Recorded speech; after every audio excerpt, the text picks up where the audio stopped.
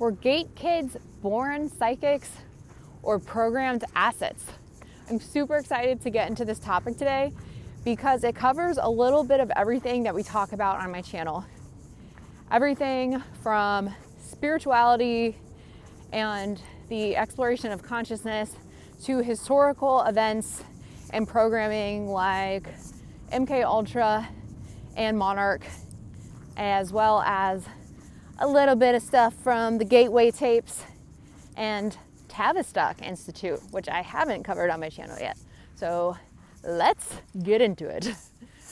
First, I wanted to start off talking about a term that you have very well heard a lot about, especially if you've ever considered yourself to be a chosen one. And that is the 144,000 mentioned in biblical text. And I think this is an important foundation to start at today because this, in my opinion, seems to be the foundation of why gifted kids have been targeted and studied in the first place. So, of course, there are a lot of different variations of the Bible, and the Bible largely comes down to who is interpreting it. So there are different interpretations of it. So my understanding of the 144,000 for the sake of this video is that 144,000 are sealed from the events that happen at the end times. And I think it's also important to look at the literal meaning of the word Israel, because the 144,000 are from the 12 tribes of Israel. And Israel, what it means is one who struggles with God. So there is, if we break it down to is, Ra, El, you also notice that Ra is in there, and Ra is the sun god. The sun emits neutrinos, which are subatomic particles that travel almost as fast as the speed of light. They don't have mass. They're ejected from the sun and other star systems, and they carry their particles of information. So they move through bodies like the planetary bodies and then come through our atmosphere, and they are absorbed through humans, through our skin, and they can alter our DNA. So they're light codes, they are upgrades. El in Hebrew means God. If you really go back to ancient Egyptian times, then maybe you'll start to draw a connection here with Ra, the sun god. So Ra-El is Ra-El. And its literal meaning, like I said, means one who struggles with God. Now, I've also heard people speculate that 144,000 is a frequency. And I also relate to that interpretation of it as well, especially since the Bible is so symbolic and they talk about how the 144,000 are sealed. When I think of 144,000 as a frequency, I think of the Kundalini energy rising up through all of the chakra systems from the earth and settled into the crown chakra, or the third eye, the pineal gland, the seat of our psychic abilities. And I just saw a wonderful podcast last night that's also kind of making me think of this conversation through Sarah, I think her name's Sarah, the Alchemist, the original Alchemist. She was on, I want to say, Heart Coherence podcast, and I will remember to link it this time. Sometimes I forget to link stuff that I talk about in my videos, but I will intend to link it this time because it was a really great episode, and I resonate a lot with the Alchemist and her content because she talks about spirituality in a very grounded way, and I think she's a wonderful embodiment of what a chosen one, a so-called chosen one, or one of these 144,000 may think of, or may be like. And I don't think the 144,000 was a literal number. I think it literally means one who has struggled with God. And when you think of the struggles of most gate kids, by the end of this video, maybe even before, you're going to understand why I'm drawing this connection in the first place and how this all ties into the end time prophecies and what we're experiencing right now, potential global resets or whatever the heck is happening. So since the beginning, we have secret societies and organizations, or if you really want to be symbolic again with secret societies and why they worship Lucifer or Saturn. In astrology, Lucifer is Venus, the morning star. So that's love and money and like Aphrodite energy. So Lucifer might also just be the light bearer or the light bringer. So whether or not these, secret societies are very sacred, or they believe that they're doing some kind of sacred work by worshiping, Satan or Baal or Lucifer, through,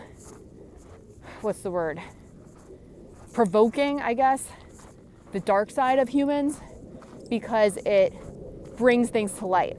So this is making me think of spiritual awakenings and how most people don't fully rise into their power until they've met the devil himself or until they've really experienced some hard times. And I can't think of a group that's been more targeted than gifted and talented kids or this specific group of souls. So when we were talking about the religious text, the 144,000, the one that specific secret societies might also be looking out for if they're on the negative end of the worshiping of those gods. Or, for all I know, maybe they're doing, keeping track of the chosen ones or whatever they want to call them, the bloodline ones that they are looking for, so they can control their consciousness in some way. So I don't know. This is going to definitely jump around a lot because there's multiple ways to interpret this. And I'm not claiming any one version as truth, but this is more stuff for you to think about. So I remember watching a documentary a couple years ago. I think it was about the Vatican or something, and how they're on the search for the awakened ones, the chosen ones, and the ones who are going to play a role in the Bible prophecies or the end times. So according to this documentary I watched, I really can't remember the name because I never wrote it down and it was so long ago, but it was something that stuck with me. But they talked about how they pricked the heel of every child, and it sounds like crazy because I think they talk about pricking the heel. I want to say they talk about it in the Bible too, and I think there's some symbolism there. I don't know if that's has to do with Scorpio, or maybe it's Achilles heel. I don't remember. So I won't try to explain something I don't know, but the gist of it is that they prick the baby's heels when we're born. So in the hospital system, it is done, I believe, to make sure the baby doesn't have any issues or something. I don't know if it's a way to test for different illnesses that the baby may or may not have, but it's also a way to put them in the system the second that they're born. So the system could also be the matrix, which connects to the Tavistock Institute. So I'll get into that in a minute. But the system being the matrix, or being these Saturnian systems. So when I think of Saturn, I'm thinking also of the black cube that represents Saturn. Through the lens of astrology, Saturn represents our earthly mission, and it also represents Father Time, which is what we're bound by on Earth. And there's a lot of negative interpretations of Saturn too, especially when you get into monarch programming literature and lore. Specifically, the book, The Illuminati Formula, used to create an undetectable total mind-controlled slave by Cisco Wheeler and Fritz Springmeier. And they have a whole section about Lucifer and Saturn and how it relates to Satan, or I want to say Baal. I didn't read that part in depth so much because I was more interested in the programming stuff that they were talking about. But they also mentioned the black cube of Saturn in there. And then if you look at the architecture of our world now, it's all cubes, it's all black buildings. And if you look at ancient architecture, there were a lot of domes. So domes allow energy to circulate, squares and cubes allow energy to get stagnant. So I do believe that this is part of the duality and the contrast here on Earth, because if we didn't have both, what would even be the point of it?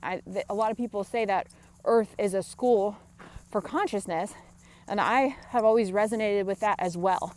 You know, you could also talk about the prison planet theory, which I have talked about on my channel. I have a couple of videos about that in that theory, but ultimately the conclusion I came to is that this is a school for learning how to develop consciousness and work with our powers as co-creator with God, with the universe. And of course, because this is a planet of duality, Israel, meaning one who wrestles with God, in order to become a chosen one or to be sealed, you have to go through some period of struggle to achieve that enlightenment, in order to get your activation.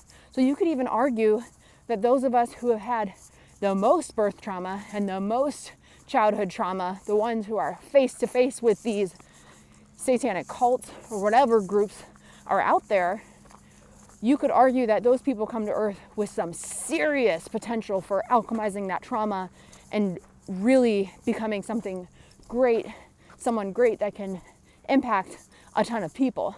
But we have free will here, and it's a choice to step into that power and to alchemize it, because we can also, because there is the veil of amnesia, we can also become so forgetful about why we came here in the first place and so overwhelmed by the lower density emotions on the earth plane that we can continue to stay in the lower states of consciousness, guilt, shame, fear, disempowerment, or victim consciousness, and never really get a chance to truly step into our potentials as the light bearers that we are, if you consider yourself a chosen one or part of this group, the anointed ones.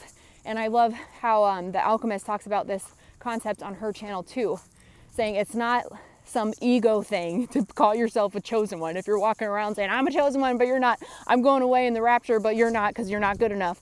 That's spiritual ego, and that's not what this is about. You need to check yourself before you wreck yourself if you're walking around with that attitude, because anyone, I believe, and again, take it or leave it, I'm no expert either, so just saying, I believe that anyone can become a chosen one when they go through the struggle of alchemizing their own pain into power. Thus, when you recognize your power, you recognize how meaningless everything on the outside is. Not that it's meaningless, but you recognize that you have the power inside of you to literally control and change reality through your thoughts alone.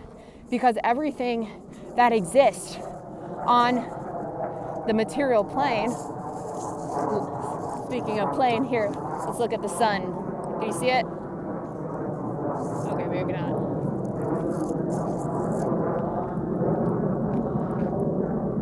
Wow. All right.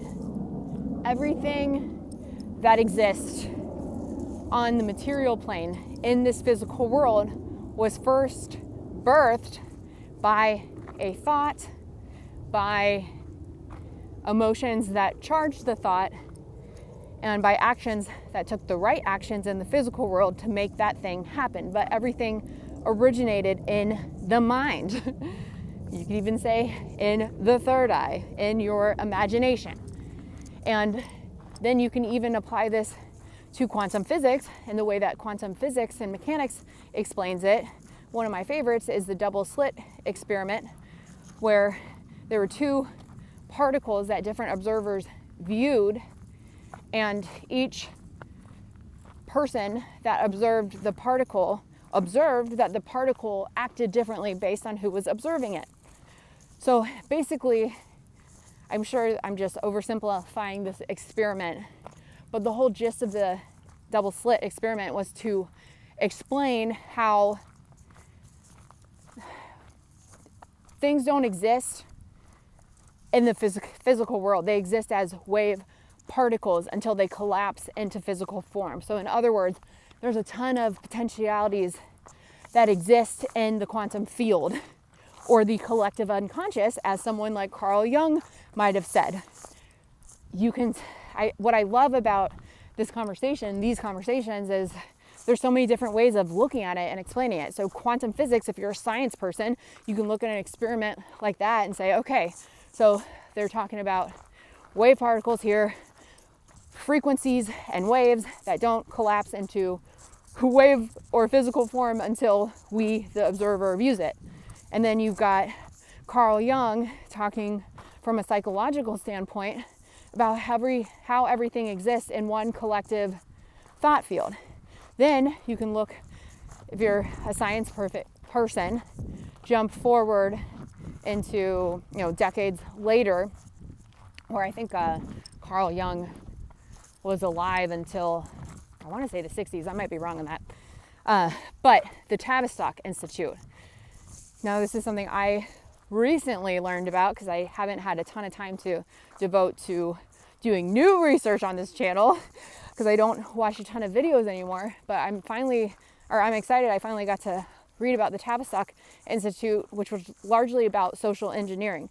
But what I found very interesting was that in the 80s, they were studying social dreaming. And social dreaming was groups of people who were called a matrix would share their dreams, and instead of having a personal interpretation of the dream, they would look for symbols that related to the collective unconscious. And I think the idea was from Carl Jung about how the collective conscious field exists in all of us. And Dr. Stephen Greer, who I think is another brilliant mind, who's leading this disclosure movement and has been since the 90s, he talks about how we access that when we meditate. We access the quantum field, the space where a possibility for anything and everything exists. Even a book like Think and Grow Rich by Napoleon Hill talks about how millionaires are made. Something that all the millionaires had in common was that they could access this state of being, so they could download ideas from the collective energy field. So it's not about who came up with the idea, it's about who's in the state of being to download this idea. So it's available to anyone. Anyone could technically become a millionaire or have an idea that they do something with, but it all comes from the collective field. So then we get into what's going on in the world now, especially when it comes to what's trending on TikTok. I made a video about this a couple months ago.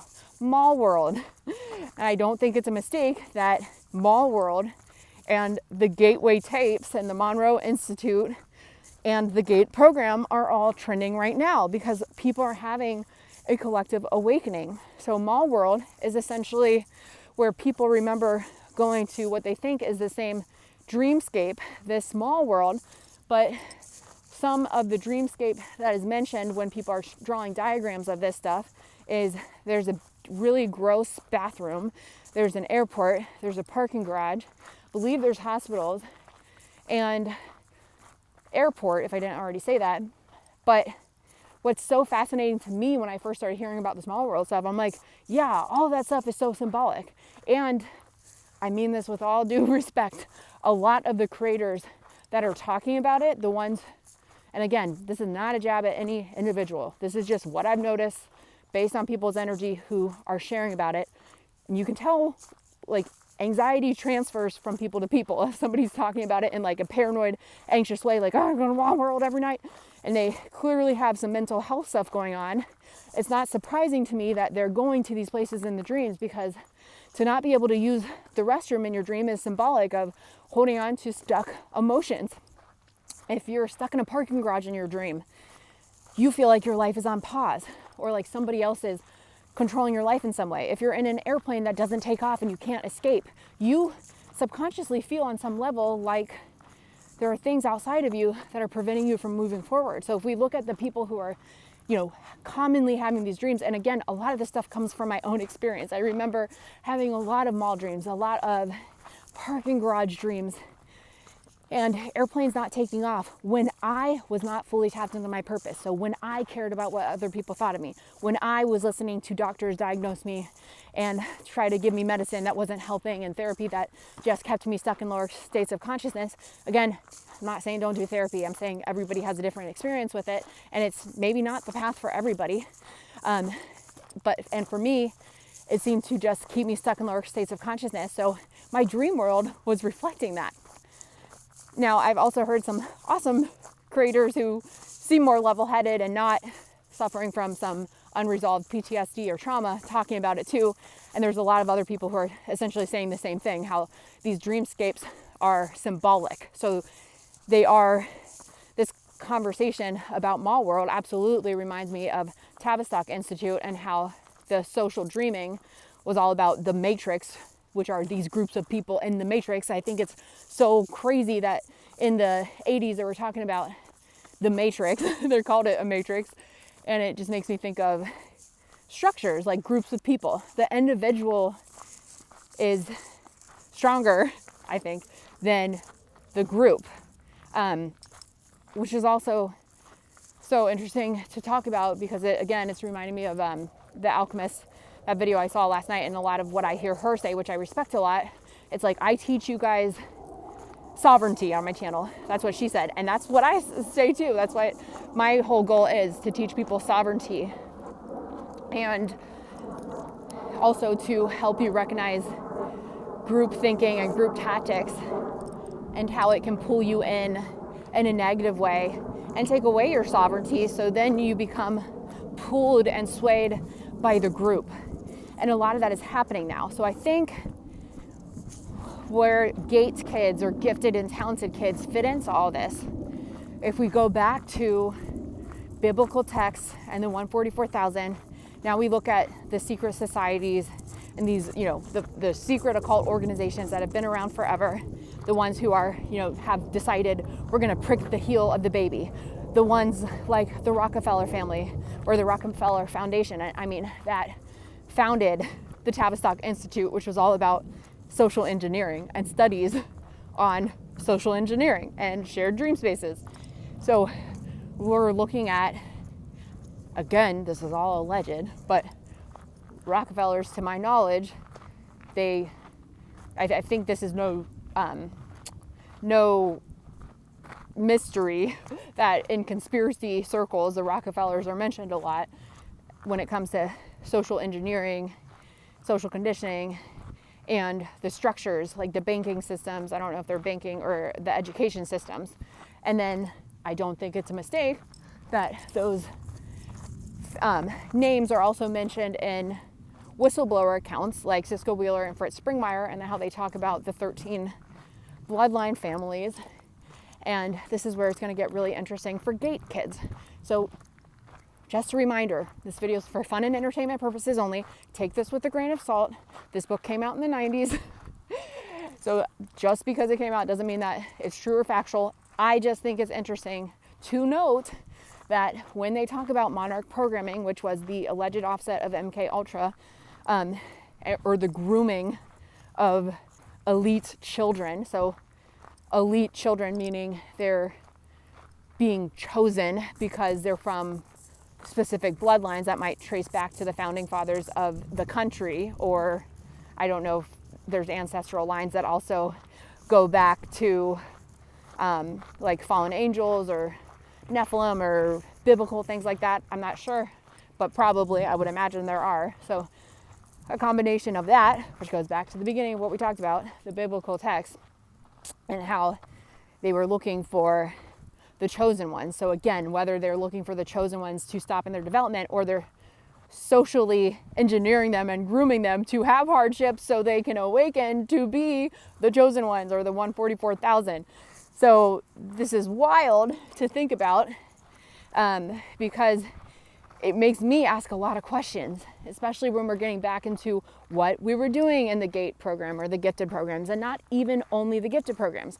I've said in many of my videos how the Monarch programming literature, that book I always talk about, the Illuminati formula, talks about how kids or people could not be easily programmed when they had an IQ of 130, less than 130. So programming typically only worked for IQs of 130 or higher. Now, granted, that book was specifically talking about people with DID or multiple personality disorder, and how splitting of the psyche occurs at birth, and how they're programmed with demonic alters, or they're programmed with different personalities that act on triggers, and they're programmed to act a certain way. And then they talk about Disney programming and films like Alice in Wonderland and The Wizard of Oz, and how those represent the fragmented psyche.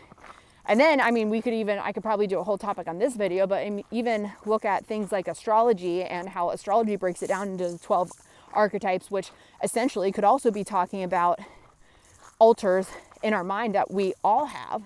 However, I think for me, astrology tends to be a more empowering way to look at these aspects of our own psyche. I think if we spend too much time thinking, oh my God, I was programmed and I have all these alters because I have birth trauma, my IQ is 130 or higher, I come from this family, there's Masons in my family, or there's military or intelligence people in my family, oh my gosh, this is so terrifying, I was programmed, I have alters. Well, just to make you feel a little better, there's more empowering ways to look at it too. And I don't know if there's any connection, with the elites. I don't remember reading anything about astrology and how they would use that in programming at all. But I do think it's an interesting way to break down different aspects of our own psyche and our own character, and look at it in a more empowering way, instead of like this doomsday thing that we can't do anything about. Like, what can we do if we were programmed as a child and we were part of this?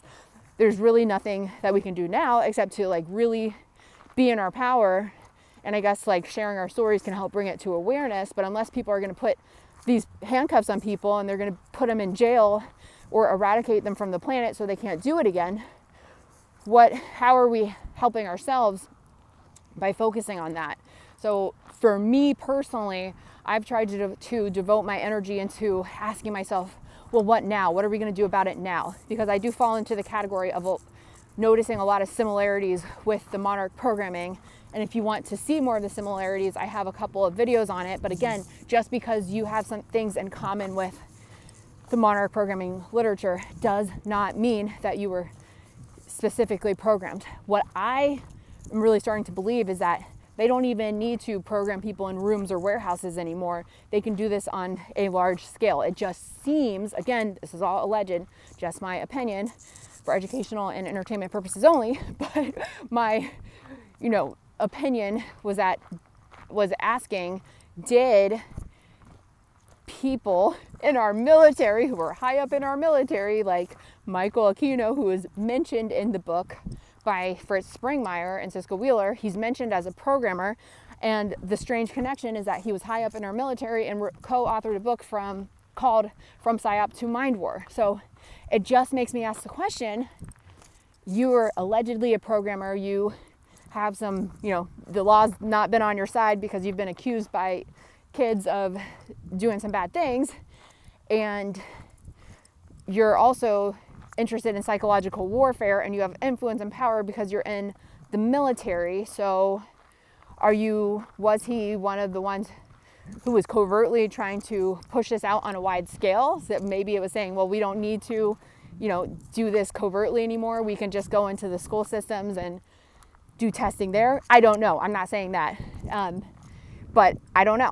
It's just interesting, the similarities.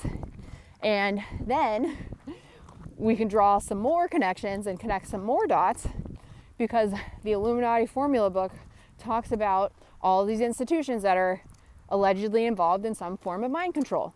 And mind control, doesn't have to be this big scary thing. It can also be like, hi, I'm Alex, a business owner.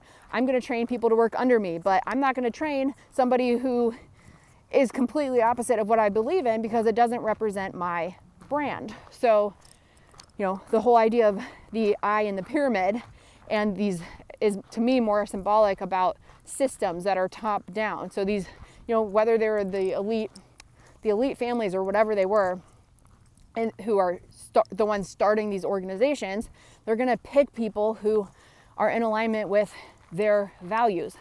So they teach people, they brainwash or mind control people, if you want to call it that, to fit into their box of what they're trying to accomplish within the organization. So the military is mentioned there, intelligence agencies. I can't remember if DARPA was, but that's pretty much the Department of Defense. Isn't that just part of the military? So it's a lot of medical system, banking systems, like essentially, it's been so long since I've read this. I want to say even things like the World Health Organization, so double check that fact. I might be wrong, but I just remember a lot of names that we know and look up to that run society. It's like, yikes. So all these organizations are implementing out these systems from these, from the ones who started the education system and all that. So then when we look at the school systems and what was happening in the 60s, 70s, 80s, 90s, and beyond, there's still gifted programs going on today. And the curriculum is not much different than it was in the 90s when I attended. And I went back to my elementary school. And again, this might be different at different schools, but my curriculum for my school was that they have a unique and individualized lesson plan for each kid. And they also looked at giftedness and performing arts, acting, singing, and entertainment. And then they also had check boxes that were like, were you gifted, your child was gifted in science or math or history, or your child is exceptionally gifted in creative and performing arts or language arts. For me, it was the language arts or the creative and performing arts. And when I remember my personal gifted experience, I don't have a ton of memories, and most of us don't have memories of what we did. They're just fragmented. And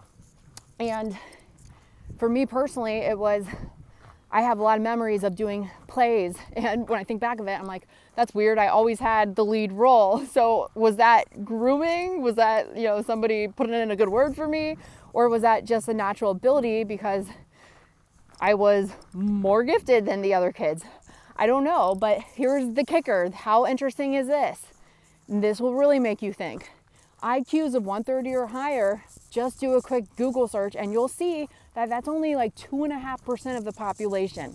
That's 1 in 50 people who are considered gifted on that level. Most of the population, I believe, falls between 80 and 115 on the IQ scale. So granted, there's going to be people who are right under the 130 mark, high end of the 20s, whatever. I don't know if it makes that much of a difference. But if you're looking at average intelligence, that's like 68% of people are between 80 and 115. So then, of course, you're going to have people below 80, like in the 70s, and then you're going to have people higher than that. And then we have to factor in, what were they bringing in the school system in the 80s, or I think it was the 80s and 90s, the D.A.R.E program, which, to keep kids off drugs.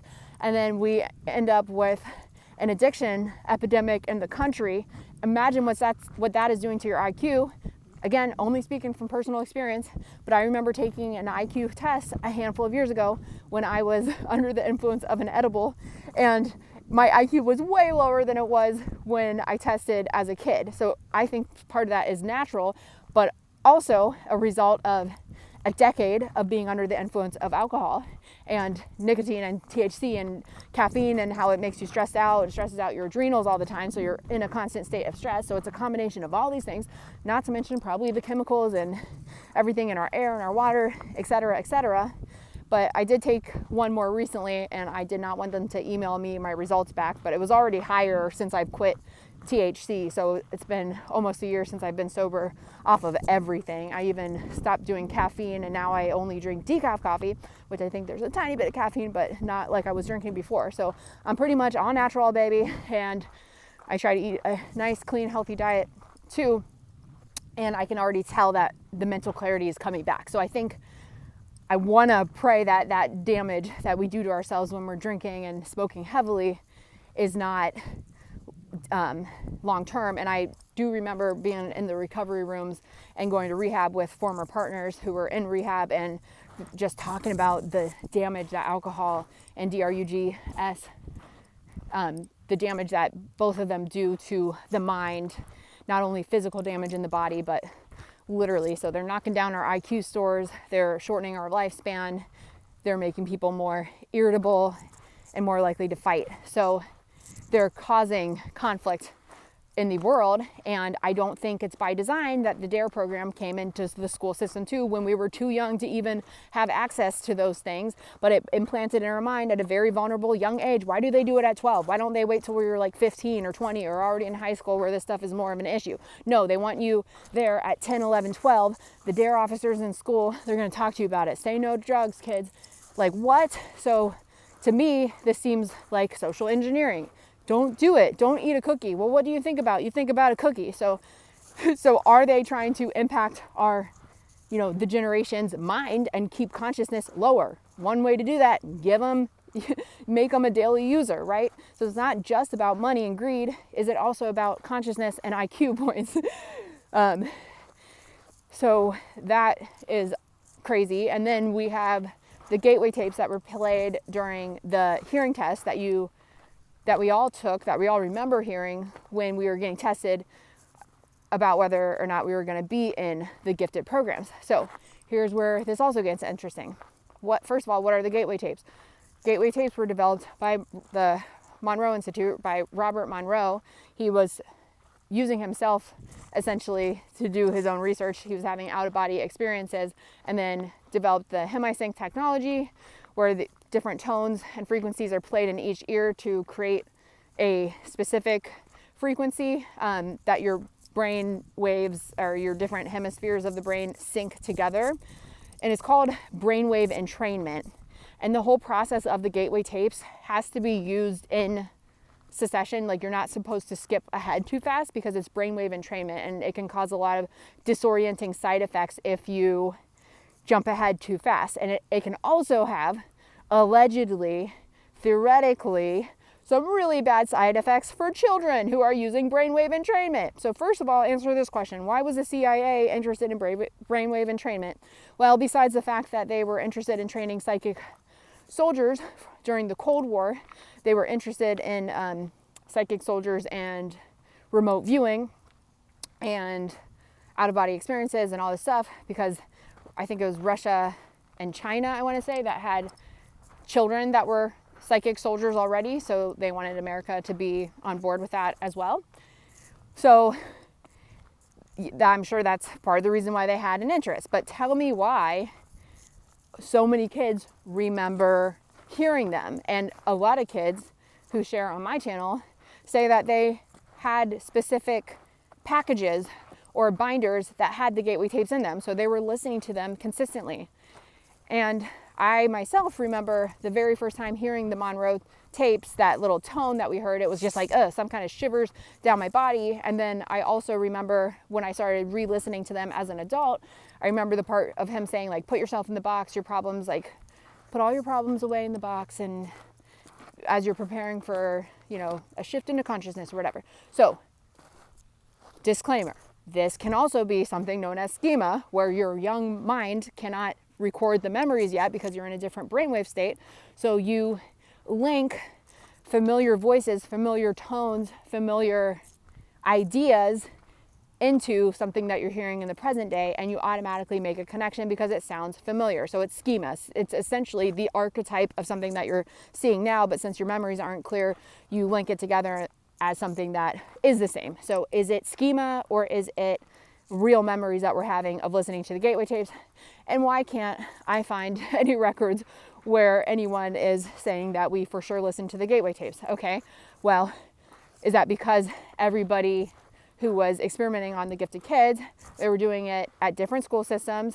Different people would come in. There were different test experiments and test settings. Some kids remember going out to a trailer. Some kids remember going to a school bus. Some kids remember going on field trips. Some kids remember classrooms of kids with all different ages. Some kids remember being taken out of class alone. Some kids remember a closet.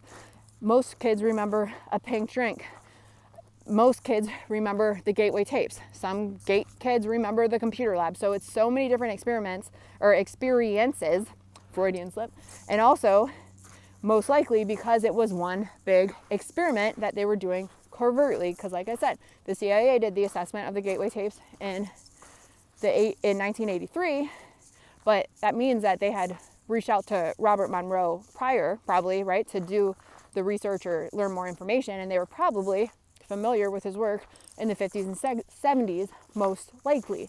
So were they bringing it into classrooms in the 60s, 70s, and 80s before they did, their declassified, the analysis and assessment of the gateway tapes in the 80s and 90s?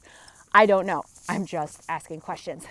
And then while we're on the subject of the gateway tapes, when I looked up the effects of brainwave entrainment on children under 7, it has effects like hypervigilance, restlessness, emotional dysregulation. Sounds an awful lot like adult anxiety, ADHD, borderline and bipolar disorder, and a number of other mental health disorders or neurodivergence, which is interesting because we're talking about Tavistock Institute earlier and social engineering. And guess where a lot of the people who previously worked at the Tavistock Institute ended up? They ended up working for mental health organizations and being like the chair people. I don't remember the specific names because I was skimming through this stuff, but you can literally Google Tavistock Institute. I think it was on Wikipedia, and it said like 3 names and how they ended up working for some kind of mental health organization. They were the founder of something, or they were the CEO of something, and it all had to do with mental health, which is why I'm making this video right now, because I'm like, Jesus, excuse my French. But the amount of gate kids or gifted kids who have memories of listening to the gateway tapes, brainwave entrainment, who ended up being neurodivergent as an adult or had some kind of interest in psychic abilities. This is where it really starts to blur and you really start asking questions. Was I born a psychic when I was 7, when I have all these experiences as a little kid? And I remember the Greys coming to my house, but it felt like a dream. Was that real or was it a dream? Because again, when we can't even really trust our dreams at that age, because when we're in different brainwave states, like you remember things differently, and you also remember things and record things in your memories differently when you're in dissociated states of trauma.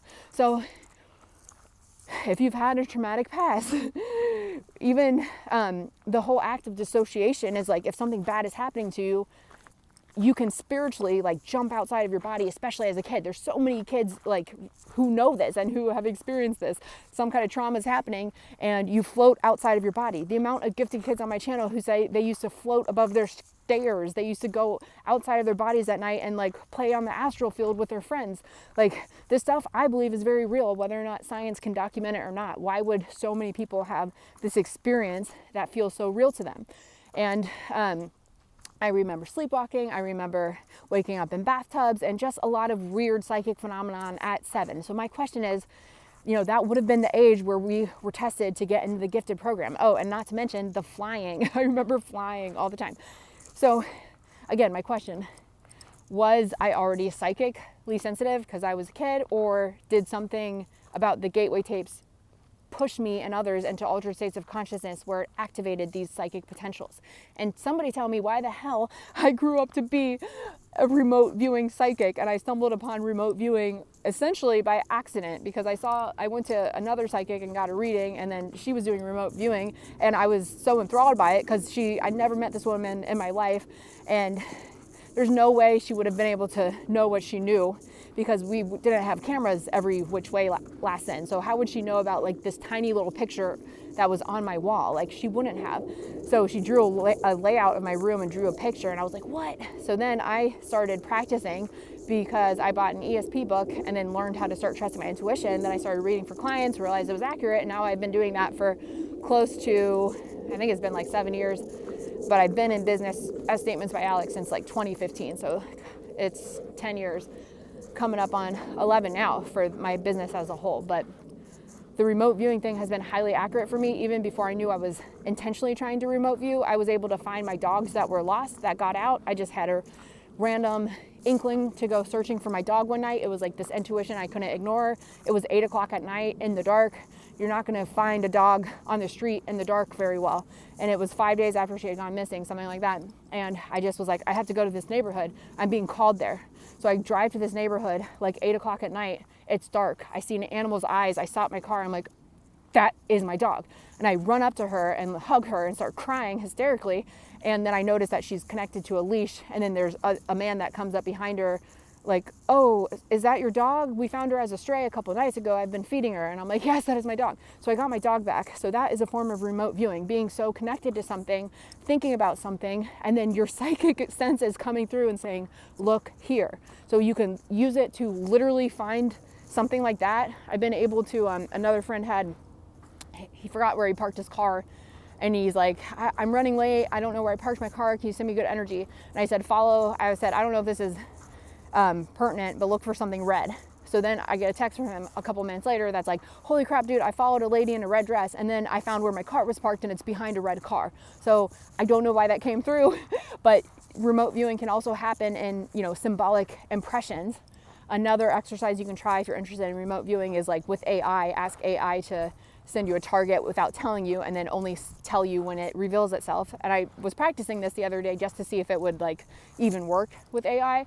And it sent me, the target I was viewing was a clock, but the way I saw it symbolically before it revealed the subject was Saturn, the black cube, and Saturn in astrology is father time. So for me, that was very symbolic. That's what, if I had to describe a clock to someone, I might use words like Saturn or the mythology of Saturn because it has to do with being the keeper of time. So remote viewing can be very symbolic and it happens and it comes through for people differently. But my point is, that I've been wondering, and, probably the same for you guys if you're watching this, do these abilities, did they come natural because we're, part of the chosen bloodlines, because we're born with an open third eye, because we're part of these genetic lineages that naturally have a higher IQ or higher capacity to be psychic or whatever, or was it engineered? Right? We already know that Tavistock was interested in social engineering. We know that the CIA was studying consciousness and remote viewing and the gateway tapes and out-of-body experiences and hemi-sync technology. And here's the kicker. Now science is so advanced that the military and DARPA are literally they were funding at least in 2023, 2024, and 2025, lucid dreaming, specifically for military and soldiers that suffered from PTSD. And I might be wrong about this, but I thought they mentioned MDMA and maybe some other substances that might have also had relation to that. And then neuroscience is moving in the direction where they are literally, I think in China, there are neuroscientists that have been able to record people's dreams using, so basically how they've been able to do that with 60 to 70% accuracy is they take the volunteer subjects and while they're sleeping, they record them with an EEG brainwave monitor in an MRI machine, and then they gently wake them up during their REM cycles and ask them to remember or recall their dreams. So they recall their dreams and then they're able to link what the user sees in their dream with brainwave patterns. So that's how they're linking it. And then they tell AI, record a dream physically, generate this dream physically using the information I provided you. So they get enough people to do that who share what they dreamt about. They can start tracking brainwave patterns and then literally record our dream someday, which is scary because, people can use this technology for good and they can use it for evil also. But this is awfully familiar to what they were talking about in the patent of the US gateway tapes, where they're talking about EEG and brainwave patterns. And they were also talking in that patent, you can look it up yourself, literally says they used it, brainwave entrainment, to facilitate learning. And they described it as if somebody, for example, was good at playing the piano, they could copy that person's brain waves and then condense it to a frequency that they would then play for somebody else who would hear that frequency and then some way learn how to play piano just like the other person. So that is, I think, part of, I don't know if that's what they were trying to do in the classroom, facilitate these group experiences. But another crazy thing too, while we're on the subject, is nap time, group napping. And then when we get back to other secret government organization or other secret government programs like Project Aquarius or Project Looking Glass. Project Looking Glass was when they had this device, I don't know if it was copper and crystals in it that were rotating really fast or something. I forget exactly the device, but it was something that a psychic or a psychic child could sit in, and they were able to predict future events up until the year 2012, which is when it stopped, which is when the creation of CERN happened.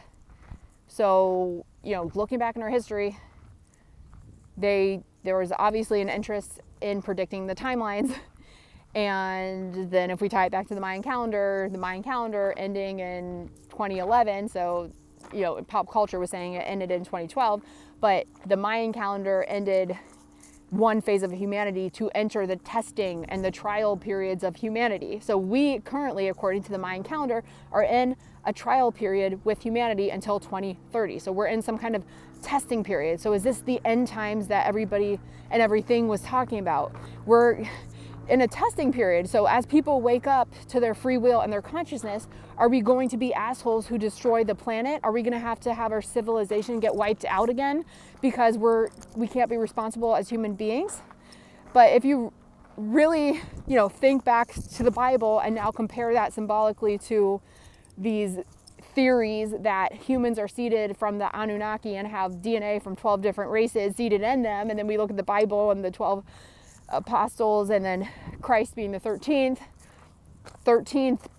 planet that we just found out about, officious, or I can't say it right, but the healing and the serpent, the healer, is that supposed to be symbolic for Jesus Christ, who taught us that we can heal ourselves from within, who chose to see people in their healing and their wellness instead of their illness, who some people say he was an alchemist and he was magical, but essentially what Jesus taught people how to do was find the power and the strength within. He didn't say that you had to find it in the church.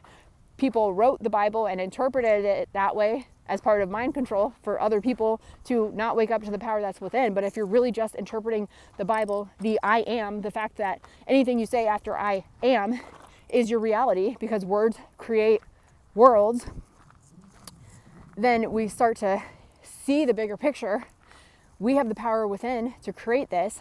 If we're in a testing period, trial period for humanity, what do you think that's looking like to our creators, or the extraterrestrials that created us, or the gods that created us, or the angels that created us? How does that look when you see people who literally don't care about the planet and they're throwing their cigarette butts on the ground and they're throwing plastic away in the ocean, or the regular trash? They're not worried about recycling. They're more concerned with what's going on reality TV than getting up off of their butts and doing something in the world. So whether that is sharing knowledge, whether that's boots on the ground, like showing people how to grow food, how to save the earth, how to use your own unique gifts and expertise to elevate the people around you, to elevate consciousness, to do something of value and make an impact while you're alive.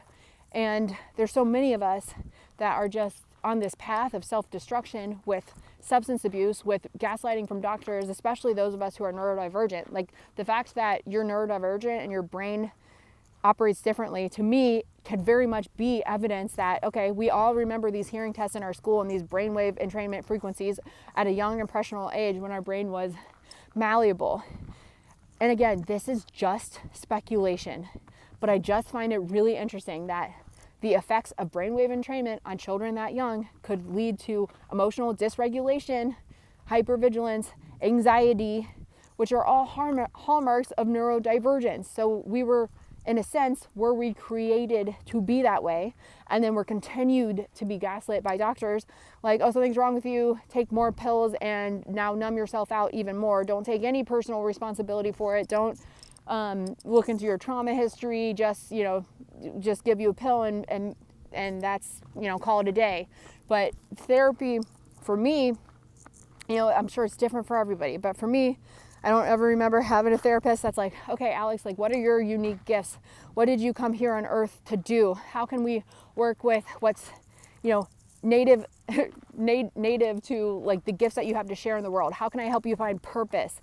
Why are you doing, why are you drinking so much alcohol and you're just destroying your health by your diet and your habits? Instead, the doctor was just like, what did you do at school today? Okay, here's the pill. I'll see you next week.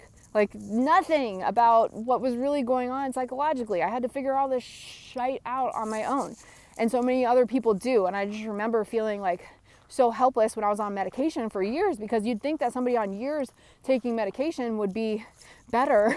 But for me, it was like, I'm not getting any better. If anything, I'm feeling more numb and I'm feeling more anxious. And I'm like, I know I'm here for something bigger. So like, if there's any part of you that feels that way, then know that that's your intuition speaking to you, and you absolutely are here for something bigger. But if they're trying to teach all of us, social engineer all of us to be in the same little box to carry out their, future tech scenarios or whatever, then we're not doing very well in this testing period of humanity.